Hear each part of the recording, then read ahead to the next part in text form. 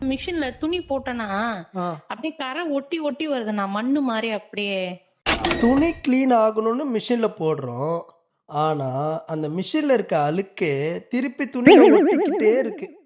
சைட்டுக்கு போய் செக் பண்ணும்போது தாங்க தெரிஞ்சுது, ஃபில்டர் ஃபுல்லா டர்ட்டியா இருக்கு. பல்செட்டருக்கு உள்ள கம்ப்ளீட்டா ஒரே சகதி மாதிரி அழுக்கு ஃபார்ம் ஆகிக்கிட்டு இருக்கு. நாம கஸ்டமருக்கு 2 ஆப்ஷன் குடுத்தோங்க. ஒண்ணு டீப் கிளீனிங் பண்றது பெட்டரா இருக்கும். இல்லன்னா ஜெனரல் சர்வீஸ் பண்ணிக்கலான்னு. ஆனா கஸ்டமர் எனக்கு ஜெனரல் சர்வீஸ் மட்டும் பண்ணிடுங்கண்ணா அப்படின்னு சொல்லிட்டாங்க.